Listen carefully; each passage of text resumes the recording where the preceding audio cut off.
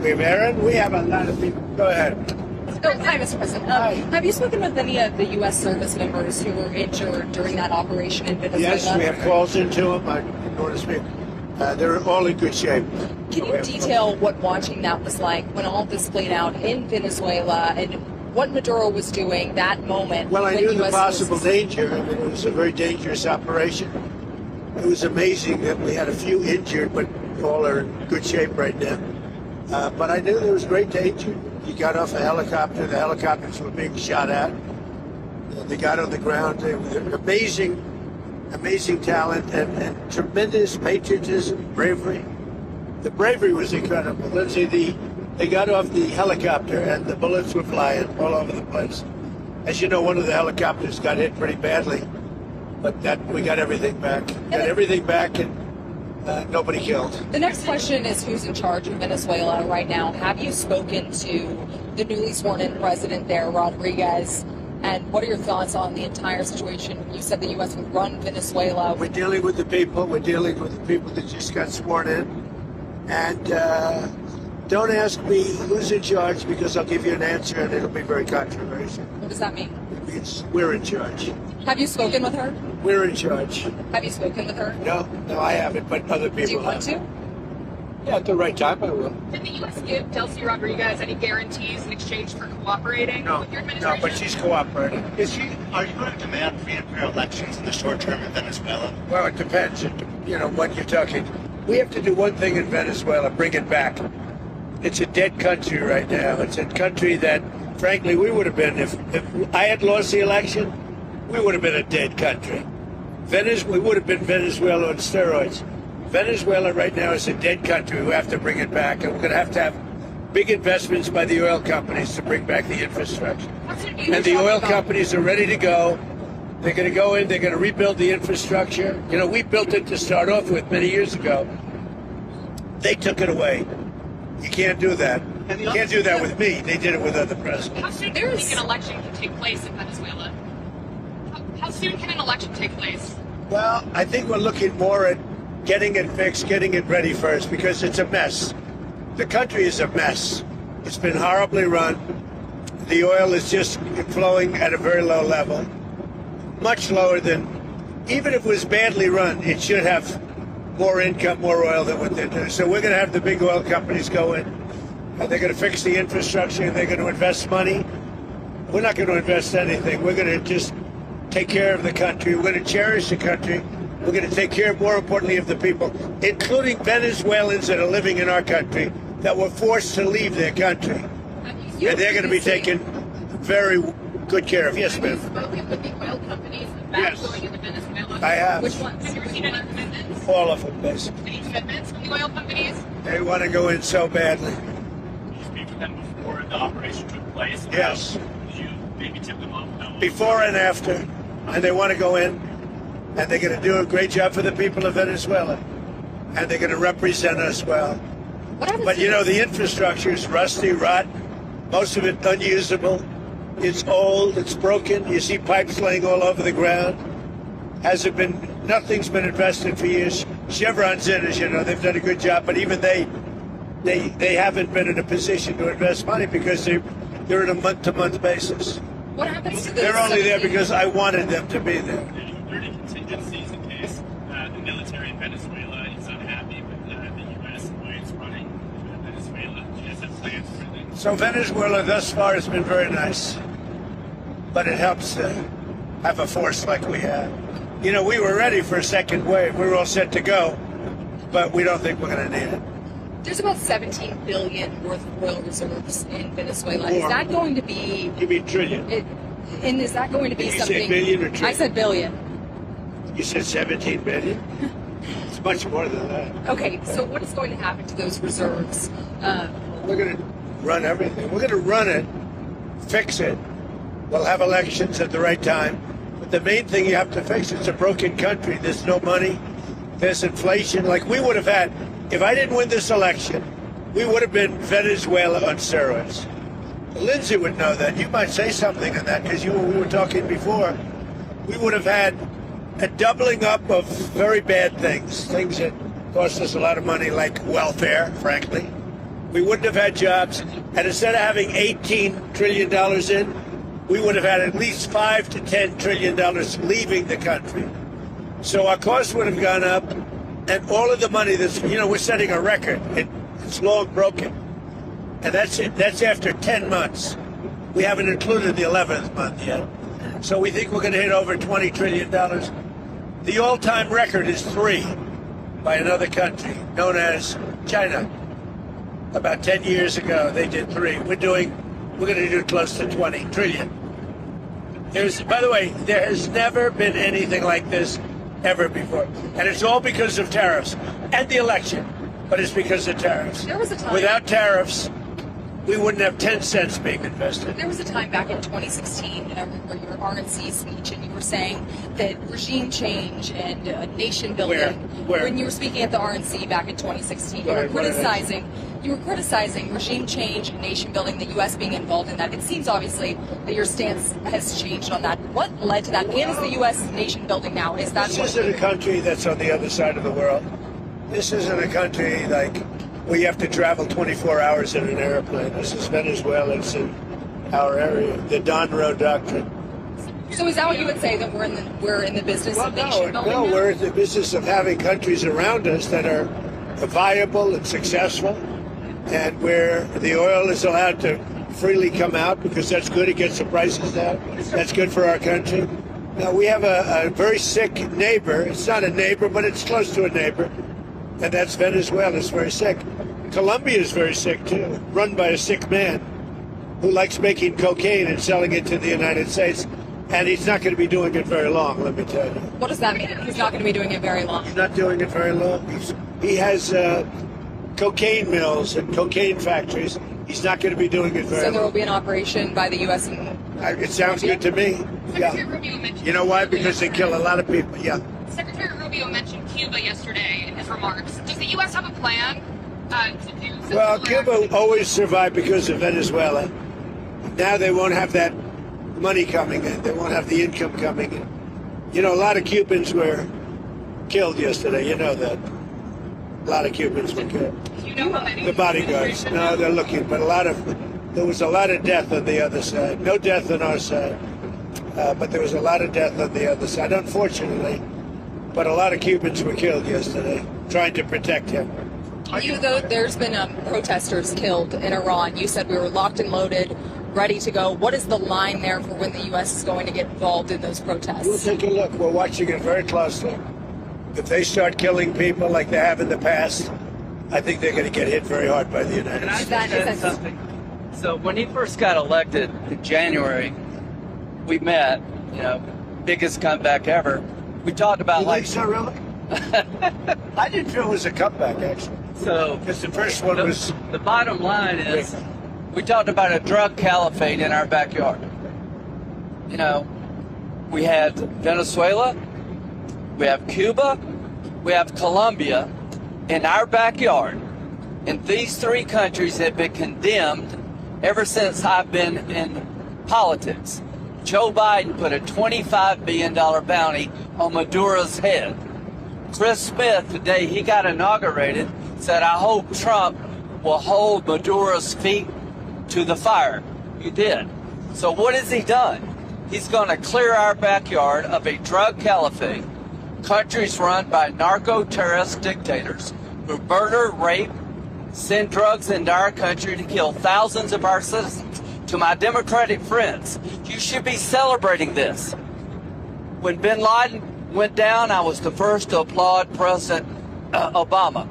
This was one of the most sophisticated military operations in the history of the country.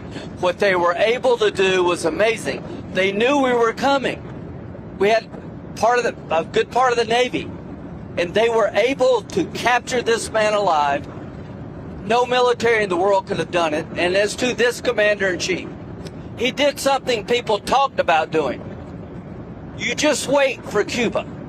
Cuba is a communist dictatorship that's killed priests and nuns. They've preyed on their own people. Their days are numbered. We're going to wake up one day, I hope in 26, in our backyard, we're going to have allies in these countries doing business with America, not narco-terrorist dictators killing Americans. This is a big frigging day. And everybody in the world is thinking differently than they were just a few days ago because of what you did. By the way, you mentioned something that's interesting. Lindsay mentioned bin Laden. Do you know I wrote about bin Laden 1 year before the attack on the World Trade Center? And I said, you got to go after bin Laden. It was in my book. And very few people want to say that, but it was in my book. You know that, I think. You've actually talked about it. But if they would have listened to me, they would have taken out bin Laden, then you wouldn't have had the World Trade Center tragedy. Yeah, this is certainly going. Did you know that? I predicted bin Laden. I learned something every day. No, but did you hear that? Well, I didn't know. I just heard it right now. No, I wrote a book. It was 1 year before the attack that the book came out, and it talked about, there's a whole page, a whole section dedicated to a guy named bin Laden who's a bad guy who you have to take out. So I'll get the book. But right after the election, he told me, I'm going to clean up our backyard. Now, this was before he took office.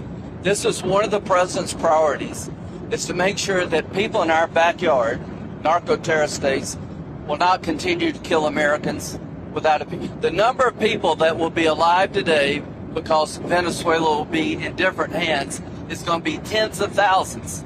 This is something to be celebrated, whether you like him or not. Not just Venezuela.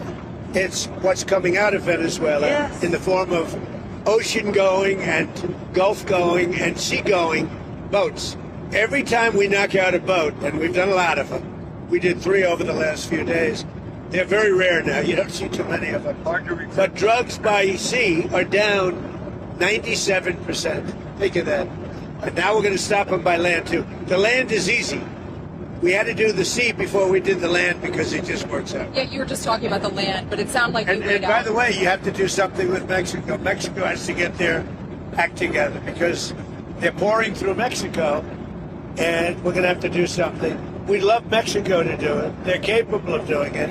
But unfortunately, the cartels are very strong in Mexico. I remember one time you actually, speaking of Mexico, I asked you about Claudia Sheinbaum, and you told me at one point you had offered to send U.S. troops into Mexico to combat drug trafficking there. Is that something you have spoken to her about? I think she's a terrific person. I would say every single time I talk to her, I offered to send troops. And she's just not willing? She's concerned. She's a little afraid. The cartels are running Mexico. Whether you like it or not, it's not nice to say, but the cartels are running Mexico. Yeah, speaking of those U.S. troops, I mean, one thing that Americans and a lot of people are wondering, you just sounded like you weighed out another strike, another land strike, at least in Venezuela. You sound like you weighed that out. But no, we didn't need it. We were prepared to do a second strike if we needed it. We're totally prepared. But that's off we're the table. Still prepared. That's off the table now.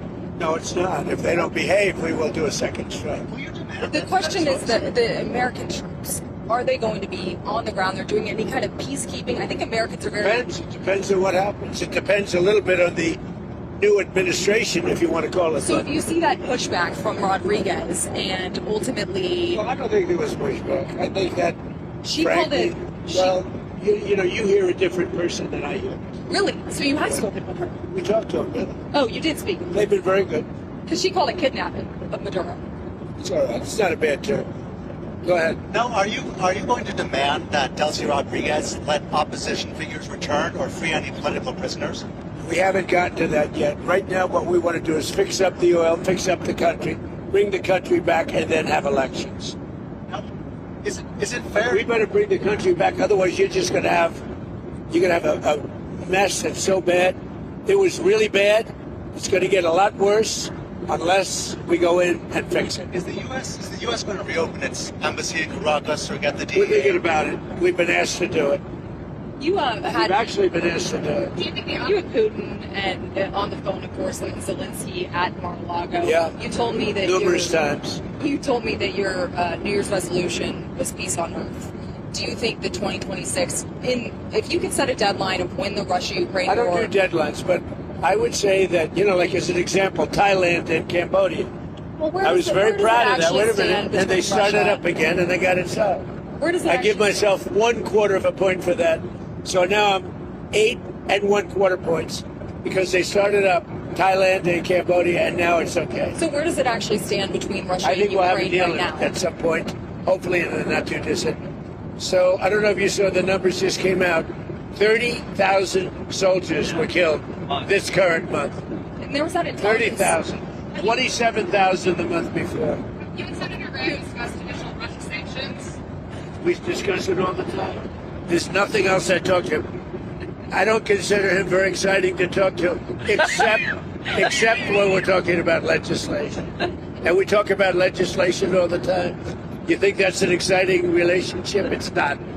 But we talk a lot about legislation, and we have great legislation coming. You want to tell them? So the tariff bill, so here's what I believe. I don't think we could have secured the border without the threat of tariffs.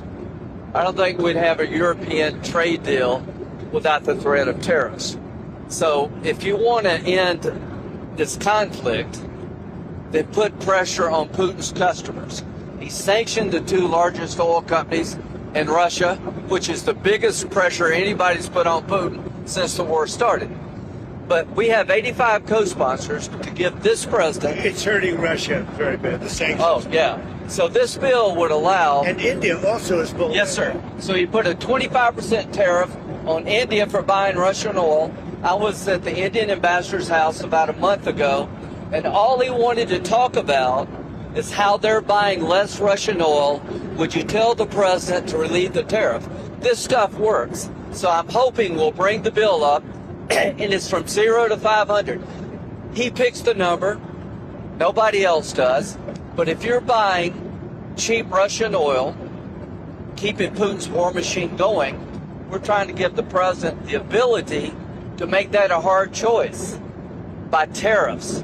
I really do believe that what he did with India is the chief reason India is now buying substantially less Russian oil. So I hope we pass this bill soon. And after this, they wanted to make me happy, basically. He wanted to. Modi's a very good man. Yes. He's a good guy.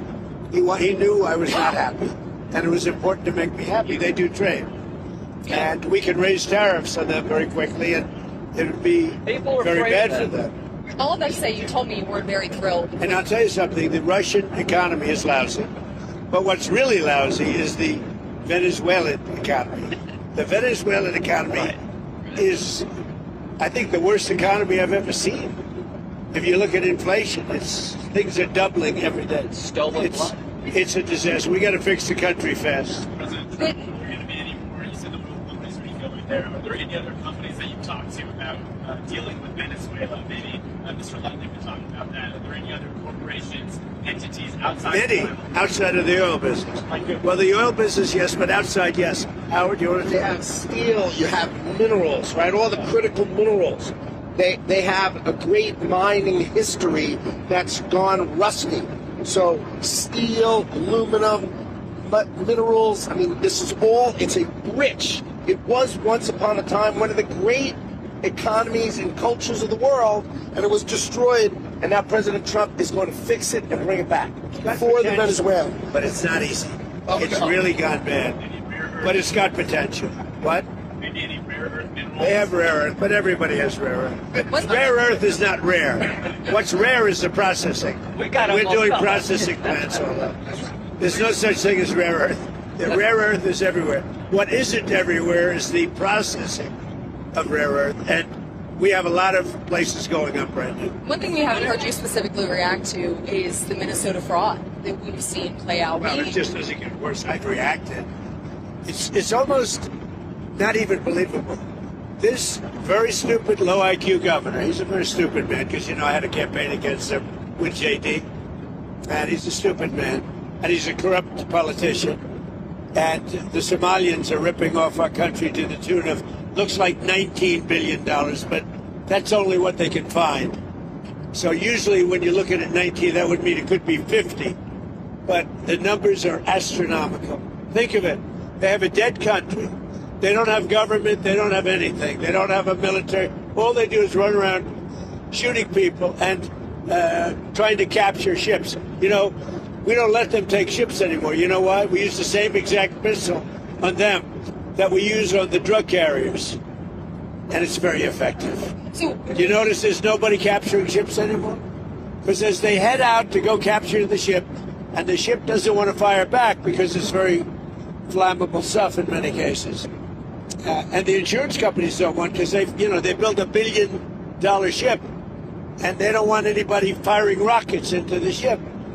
But we're hitting them so hard, and it's very similar. Same missile system. It's called Deadly Accurate. And do you notice that ships aren't being taken anymore? The pirates are. Right. I hadn't thought about The pirates aren't. Well, no. No Somali birds. It's actually very easy. They head out. We say, guess what? There's pirates. Bing. That's the end of the pirates. The shipping business is coming back because, see, these are little things that we're doing, and I'm doing it not just for American ships.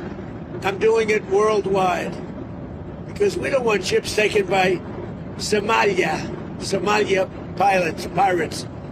But what they are doing is they're stealing money from the American taxpayer, and every one of them should be forced to leave this country, including Ilhan Omar, who's a total crook. And she's one of the leaders of it. Not the only, because she's not that smart. But think of it. $19 billion at least they've stolen from Minnesota and from the United States. It's actually more from the United States because Minnesota puts in, and we're not going to pay it anymore.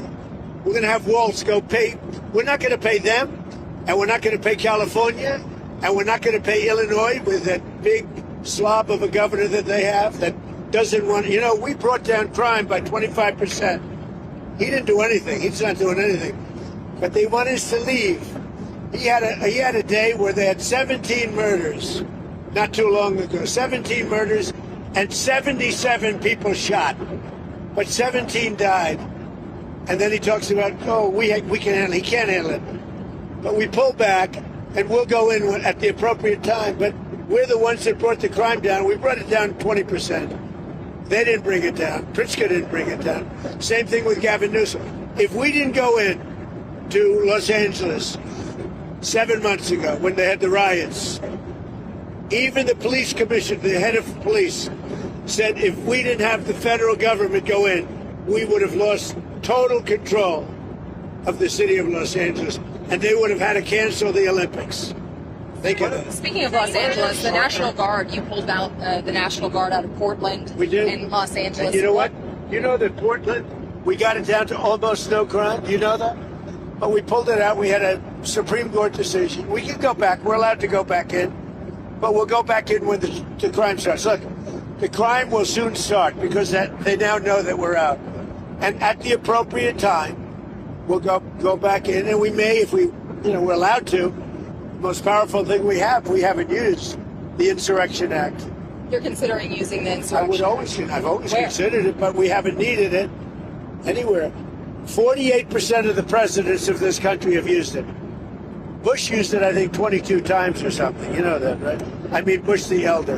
And what The are your short-term, next 2 weeks, what do you need from Delcy Rodriguez? You've threatened Delcy. Total access. We need total access. We need access to the oil and to other things in their country that allow us to rebuild their country. What other things? A lot of things. Roads that aren't built, bridges that are falling down. Yeah, bridges that are falling down, nobody can go anywhere. And on Greenland, On Greenland now? Yeah, on Greenland. How did we come up to Greenland? So, do you expect to take an action against Greenland? Well, I don't want to talk about Greenland. Let's talk about Venezuela, Russia, Ukraine, and we'll worry about Greenland in about 2 months. Let's talk about Greenland in 20 days. On Venezuela, we talked so much about energy. By the way, I will say this about Greenland. We need Greenland from a national security situation. It's so strategic. Right now, Greenland is covered with Russian and Chinese ships all over the place. We need Greenland from the standpoint of national security. And Denmark is not going to be able to do it, I can tell you. I think it's a big You know what Denmark did recently to boost up security in Greenland? They added one more dog sled. It's true. They thought that was a great move. What would the justification be for a claim to Greenland? What would the justification Oh, I don't want to talk about Greenland now. I just say this.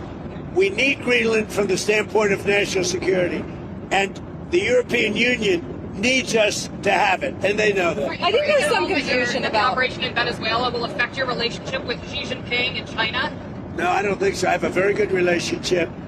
We have the power of tariffs, and he has other powers on us. Are you still planning to travel to see him in April? Yeah, I'll be going in April. I think there's some confusion from Americans and maybe the community in the world when it comes to what you said about Rodriguez earlier today in a phone What? interview. You said that she would face the same fate, if not worse, than Worse. Maduro. But it Much sounds worse. like you're talking to her on the phone I am. and wanting to work Not with me, her. my people are just and the you same thing. are considering her in power. Can you just clarify where you stand on Delcy Rodriguez I right don't now have being to. in I don't power? have to tell you. I just say that she will face a situation probably worse than Maduro, because Maduro gave up immediately. So she could also He raised his capture. hand. He gave up, and he did the right thing, but he gave up. So we were so effective, and it was so fast and violent. It was very violent, but we were so effective. He raised his hands. He gave up. What was the most violent moment during? I don't want to tell you. Did you get a There were some bad moments, but there were some very violent moments. I don't want to tell you. Did you get a briefing at all of Maduro's first night in U.S. Yes. custody, and what can you tell us? I have a about total briefing on every aspect of it, but I don't think it's appropriate to talk to the press about it. You'll find out. When it comes to him in court tomorrow, I mean, what's the end game here with Maduro? There Does he is just no- rot in We're a just U.S. going to go prison? through a slog of a trial. The judge is very respected, Judge Hellerstein. He's a highly respected judge. We'll see how we do. The case it's infallible. People are so happy with what we've done. You go down to Miami, you go down to a lot of places, and they're all dancing in the streets of this country. Now, he was a rough man, killed millions of people. He killed millions and millions of people. After he stands Can trial, I just say something? We got that. This is a good thing, not a bad thing. President Biden put a $25 billion bounty on the guy's head. Why? Because he was a horrible criminal, murderer, poisoning our people. Every administration has been saying he's a threat to our country. He's a bad guy. This is the first guy that's actually done something about it. Here's the story for me. He could be in Turkey today, but he's in New York. So if you tell people in Cuba, you need to stop being a communist dictatorship threatening America, you should go somewhere else. You better take the offer. Maduro has nobody to blame but himself. He gave him a way out. He chose to defy Trump and the U.S. military, and his ass is in jail where he deserves to be, and every president has said the same thing, but he didn't. Would you? One of the things that is happening, and I think you see it all the time, Howard, you've seen it, that Cuba is ready to fall. Yes. Cuba looks like it's ready to fall. I don't know if they're going to hold out.